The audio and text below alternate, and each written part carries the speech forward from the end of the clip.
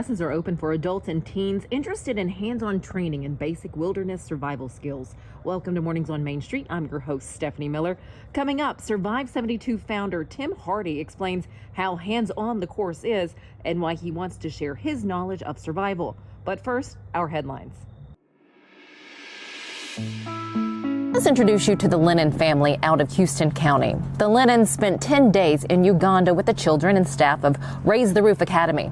Raise the Roof Academy offers high-quality education centers, community health programs, and income-generating opportunities in Uganda. It is shared in the article that the Lennons were there to teach and encourage, but they too received lessons and love while with the Academy. If you have had an interest in a mission trip, you should check out the story of Houston County Family Travels to Uganda. You can find that on our website. Just look for the Hendersonville Standard. Middle Tennessee residents and visitors celebrated the cultural heritage of more than 500 tribes in the United States with food, music, and dancing at the 44th Annual Native American Indian Association Indian Education Tennessee Powwow. This year's Tennessee Powwow was presented by the Metro Arts Commission, South Arts, Tennessee Arts Commission, and the Native American Indian Association of Tennessee, who defined the event as a place where tribal and cultural differences are placed aside and a spirit of unity is felt. For more stories from our Middle Tennessee communities, head over to our website, mainstreetmedia.tn.com. He shoots and he scores!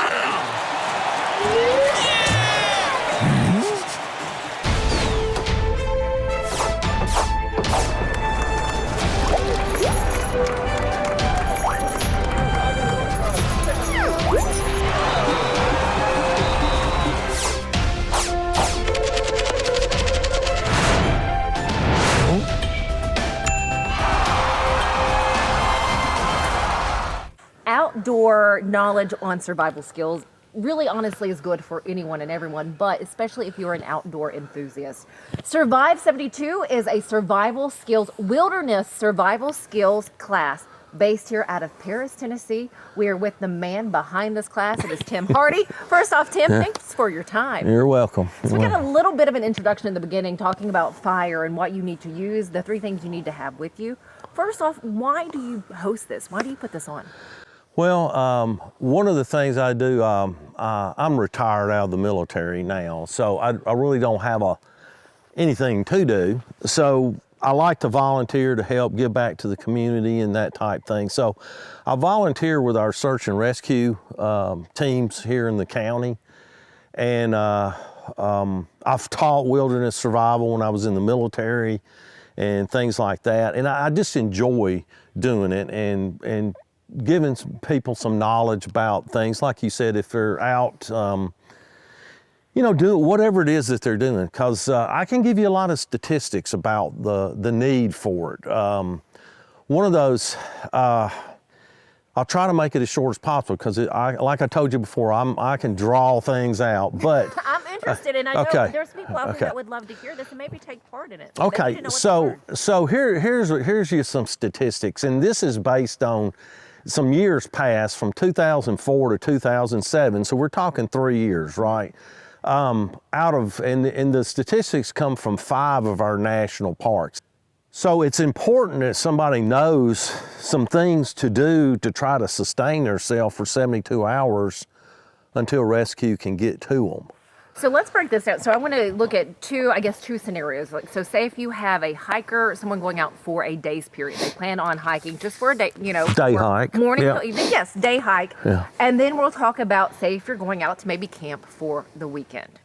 So let's start with that day hike. So I know as a hiker, we have our backpack, we have a water bladder, typically a compass. Again, cell phones, a lot of times in a lot of areas, lose. You don't have the signal for the cell phone. As here. Right. So we have, protein bars, typically have some fruit of some sort, a change of a shirt, again, typically layered. What else should we make sure that we equip ourselves with? And I know for some people, they're like, okay, they just go in what they have on because they think they're just going to be a few hours. Well, Stephanie, anytime that I go out, in a situation like that, I have a survival kit. Okay. And in that kit, I have a means of sheltering myself, starting fires, purifying water, signaling for rescue. That's a minimum in that kit. Even if you're just going out for a day? Even if I'm just going, if I leave from up here and I go down there to my deer stand, I got a survival kit in my little backpack. And first and foremost, I think the most important thing from what I've heard, and you correct me if I'm wrong, you should always let someone know where you're at. Number one. How long you plan on being, and a time reference of when you might return. You got time for a story? We have a time for a story. I know a guy, this was before the days of cell phones. He had some hunting areas. He left the house. He told his wife, I'm going over here to hunt. He was bow hunting. He goes over to this place where he's got a place that he's going to bow hunt at. When he gets there, he notices there's somebody else already in there. It's public land. So being the courteous hunter that he is, he decides, well, I'm not going to walk in on top of this person that's already in here hunting. So he decides to go to a different place at the other end of the county. So he told his wife he was going here, okay, which is on the north end of the county. He goes to the south end of the county. County's a big county. He goes down there where he has another place. He has a stand. He climbs up this stand.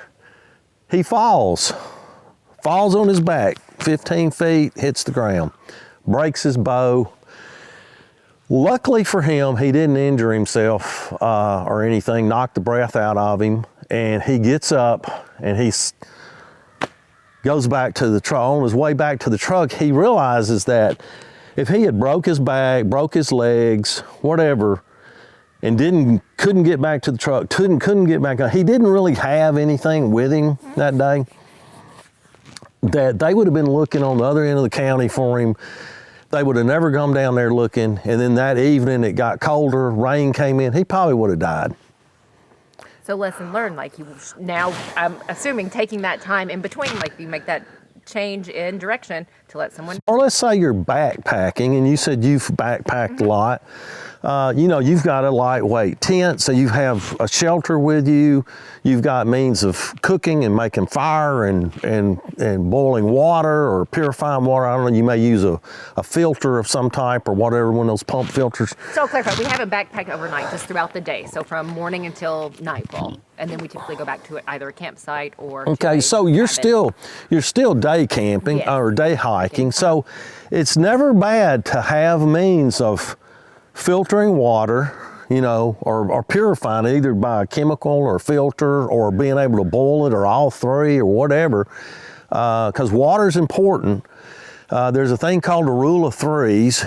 You can go 3 minutes without air. You can go 3 hours without shelter in extreme environments. You can go 3 days without water, and you can go 3 weeks without food. So what's most important in this?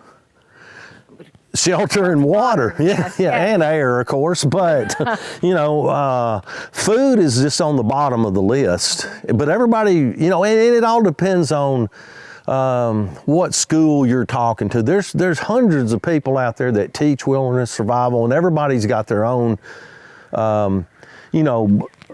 take on this is the most important thing, or the 5 C's, or there's all kinds of acronyms and stuff. I call it skills. Make a fire, make a shelter, signal for rescue, find water, make it safe to drink, and first aid. Those 5 things is what you need to do to keep yourself alive for 72 hours till rescue can get to you. So, that's just simple. And whatever you take with you to do that is important. So survive 72, that is what you're learning. You're learning those 5 skills, the wilderness survival skills that could keep you alive. Yeah, and that's why I named it Survive 72. Okay, so here's my school of thought on survival kits. You can buy survival kits out there on the market. There are all kinds of them. Ultimate survival kit, the best survival kit. You see it everywhere. Just remember, they're made to sell. People want to sell this stuff and make money. My school of thought on it is build your own survival kit. Okay, build it, set a size of a container that it's going to be in so that you will carry it. You can get a survival kit as big as your backpack for $1,000. It's got all kinds of stuff in it, you know, like you could probably build a space shuttle out of the thing. But is it necessary to have? No. Are you gonna carry it every time? Probably not. But if you can build you a kit, and I have one, I'll show you some up there they're in the classroom that I've built. And I call it the brick. It's about the size of a brick. And you can just throw it in your day pack and it stays there. It's waterproof, not water resistant, waterproof. Really enjoyed my time with Tim, and we're not done just yet. On Monday, Tim will break down survival kit items that are good to have on hand when out in the wilderness. We'll be right back. Busy bee, yeah, busy bee. If you need Hold on, y'all, hold on. I need to make a call. Hey, this is Brianna with Busy Bee. I'm giving you a call to let you know your technician is on his way. 3-3. Guys, not yet. Not yet.